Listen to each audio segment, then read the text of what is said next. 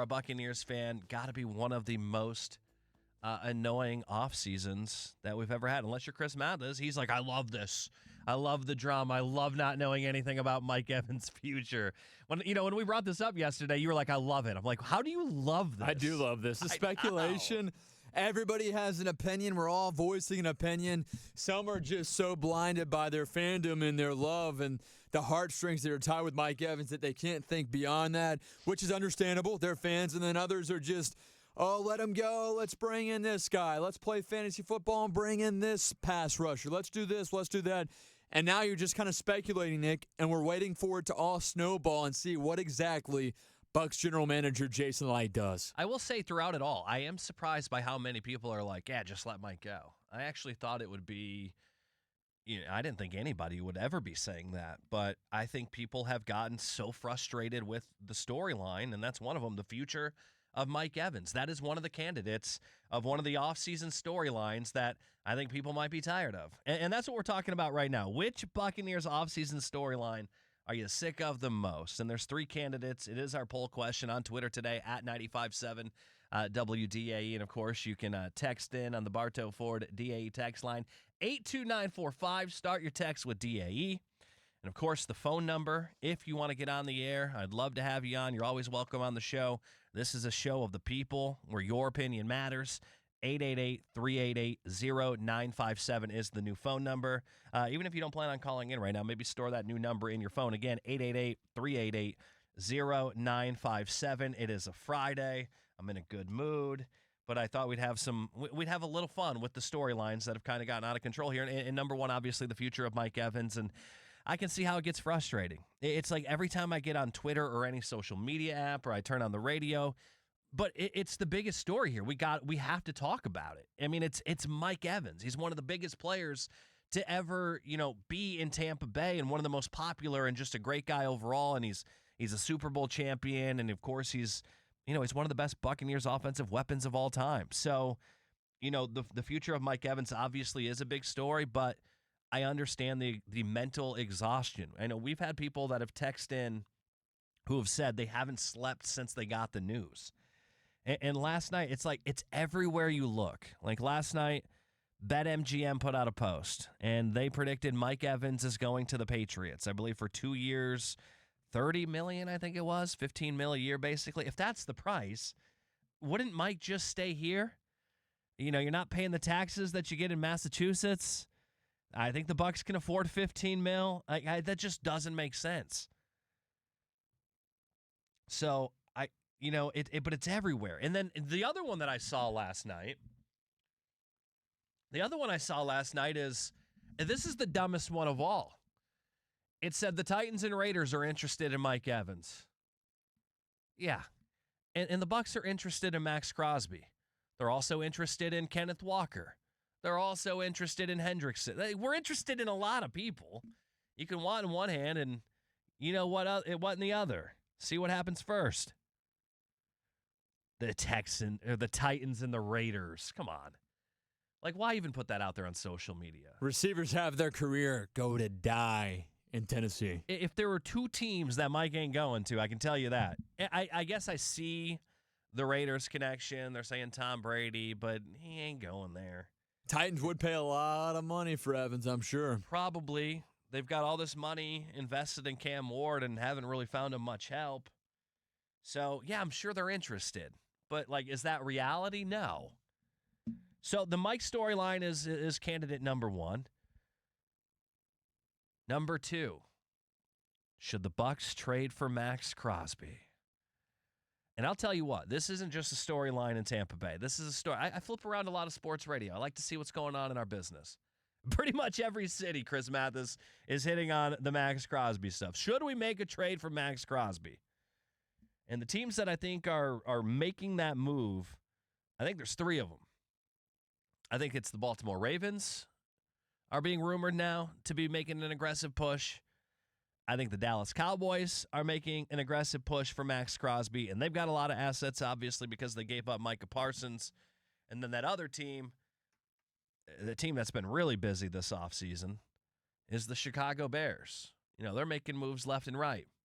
They sent DJ Moore to Buffalo, which, when we connected DJ Moore to Buffalo, it circled back to Mike Evans. Our thought is, all right, we're safe with Buffalo. Cross them off the board. That's one less team giving Mike Evans a call. A lot of people want to cross off the Kansas City Chiefs because they traded Trent McDuffie and they got all these assets and people think they're getting younger.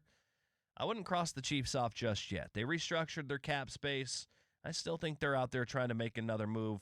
They're not going to be able to just rebuild in year one with Patrick Mahomes. I think they need some veteran presence because I don't think they're that far off, despite only winning, 6 or 7 games a year ago. I still think they're pretty close. So I'm not crossing the Chiefs off just yet. But, yeah, trading for Maxx Crosby, that's that other storyline. And then, of course, the newest one that came into the mix, and, of course, that is, the Bucs should sign Trey Hendrickson. Should they or shouldn't they? That's been the conversation the last couple of days. And the reason that's been a conversation is because Adam Schefter is the guy that brought it up. Adam Schefter, with his quote, talking about Trey Hendrickson wanting to play for Tampa Bay. If you missed it, here it is. I think that he would love to be in Tampa. And I'm not just saying that. I think he would love to be in Tampa. He lives in Ponte Vedra. I don't think the Jaguars have the necessary requisite cap room for him.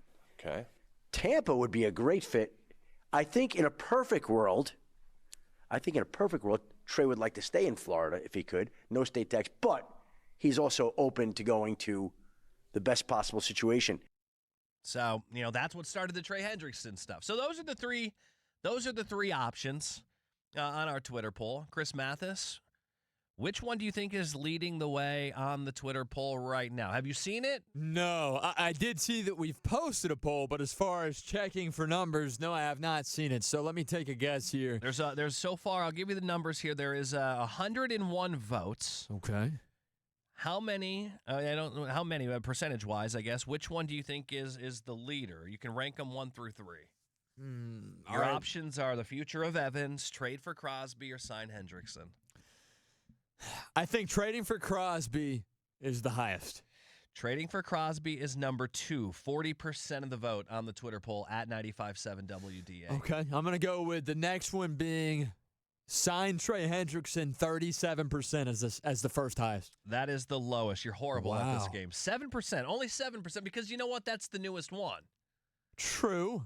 53% of the audience is the 53. future of Mike Evans. 53 are fed up with knowing where their favorite and best offensive player in franchise history is at. What is going on, I think dude? because that one causes the most anxiety.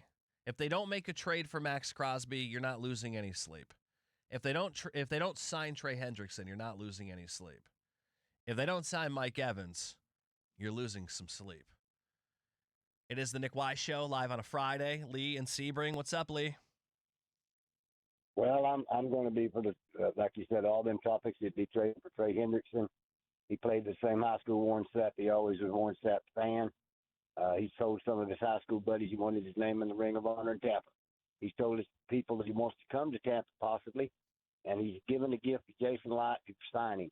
And if Jason Light doesn't take this gift, like he did when Tom Brady didn't get to go to 49ers and wound up here in Tampa, he is going to regret it next year when they fire Todd Bowles and fire him.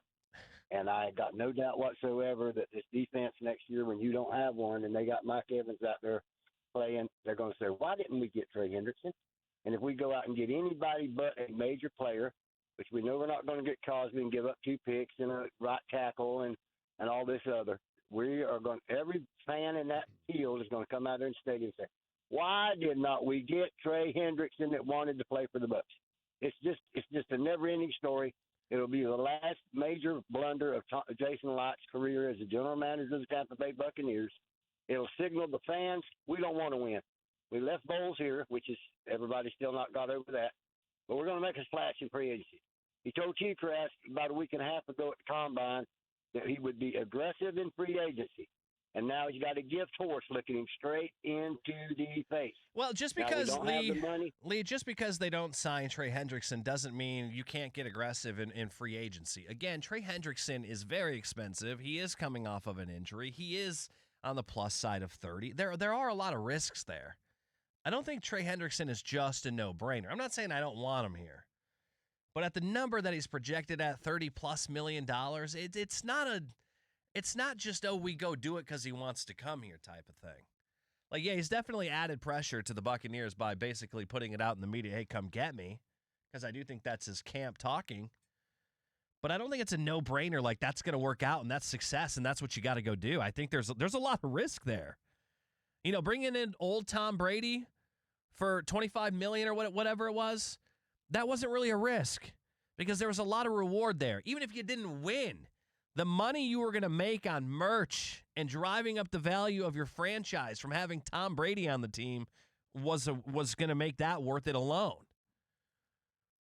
But they did win. They did double the franchise value, and they got a Super Bowl, so it really worked out.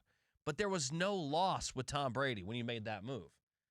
There's a lot of risk with Trey Hendrickson. So it's not just that easy. So I got to defend Jason Light a little bit in there. It's not just, oh, this guy wants to come here, I'm going to go sign him, and it's all going to work out. We thought the same thing about Hassan Reddick. He was coming here on a prove-it deal, and then someone was going to pay him a lot